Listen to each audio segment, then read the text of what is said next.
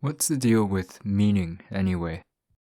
Everyone's always talking about it. Everyone's telling you their way of making it. Why do we care?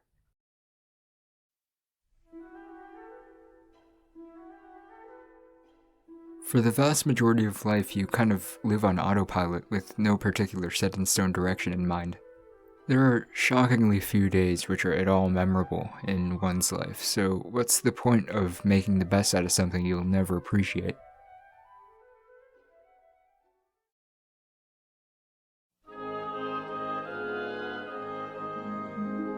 While the theory of the hedonic treadmill is quickly becoming outdated, it may be an interesting place to start for our purposes.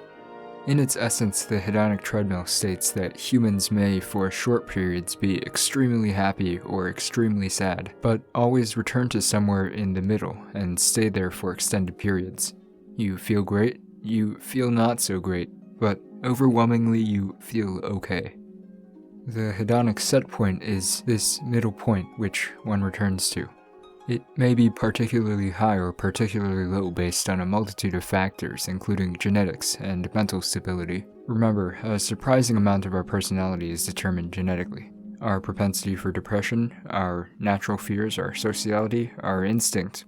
Much can be determined by nurture, indeed, but not all. Nature is still the queen of the chessboard, and she very much doesn't like being fiddled with.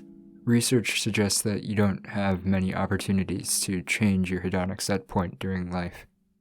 Thus, the pursuit of the good life may be a battle against your own birth.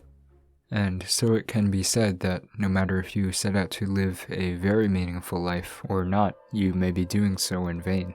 You're only fighting a losing battle against Mother Nature.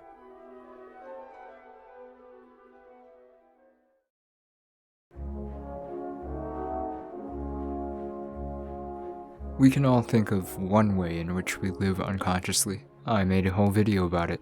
Sleeping by far may be the thing that we end up doing the most. 1/3 of your life is spent in dreamland. However, we may spend much more than just our sleeping hours unconscious.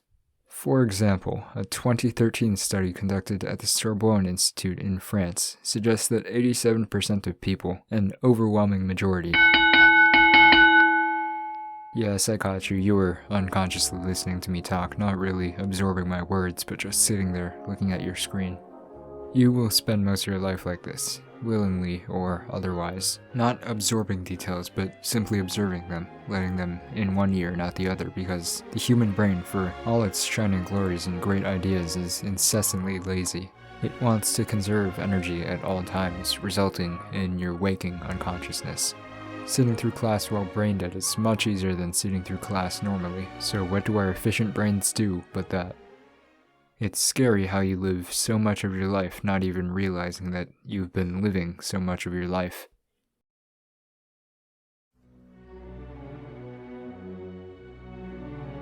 We spend so much of our lives privy to our subconscious like this that it really begs the question, is it worth it to fill the remaining bits and pieces haphazardly with meaning? Sure, self-actualization is as valuable a goal as any, but at what cost? Meaning isn't something that you can just walk down to the convenience store to get. It's the result of rites of passage, many of them excruciating, frustrating, and depressing. The feeling of having gotten over that hill, the feeling of having at last succeeded, it doesn't come all willy-nilly on a Friday afternoon. So why even go through the effort, just to not acknowledge it for 90% of your waking hours? Life, at least to many of us, is already objectively alright.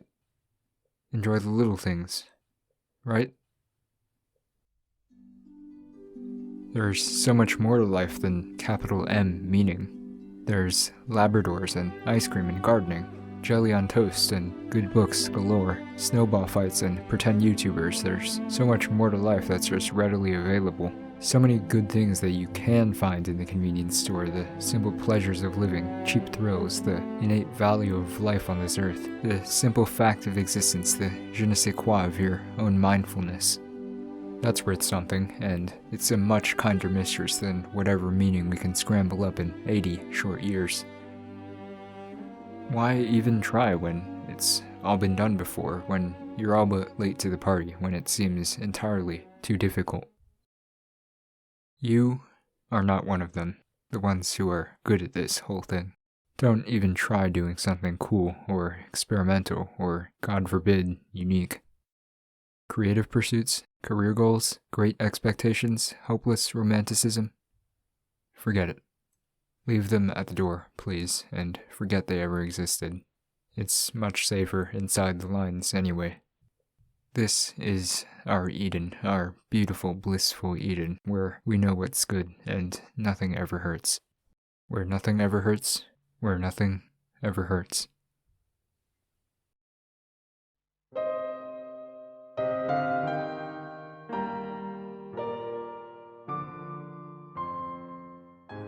The allure in the pursuit of meaning indeed cannot be found by just going through all the potholes, by taking all the punches, by knowing all there is to know. That is not the allure of meaning.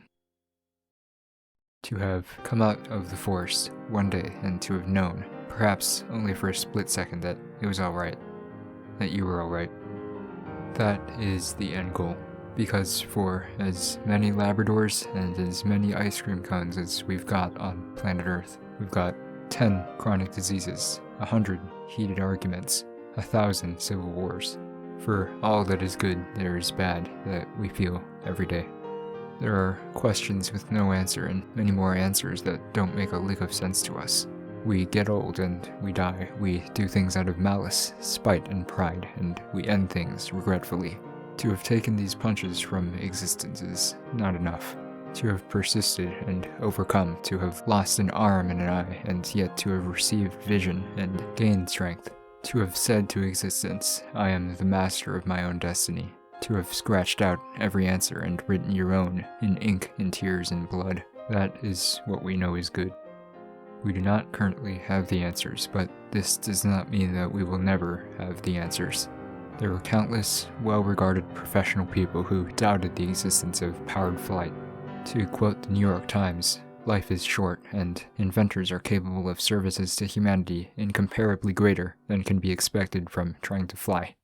A week later, the Wright brothers would fly at Kitty Hawk. You've no reason to believe that you are not them. If no one ever picks up a pen, no one ever becomes Shakespeare.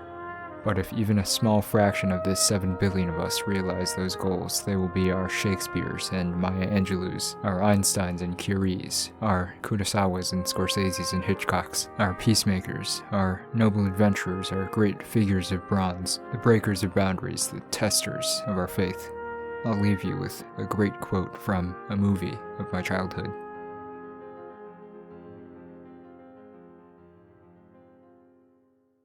Motto, anyone can cook, but I realize only now do I truly understand what he meant. Not everyone can become a great artist, but a great artist can come from anywhere.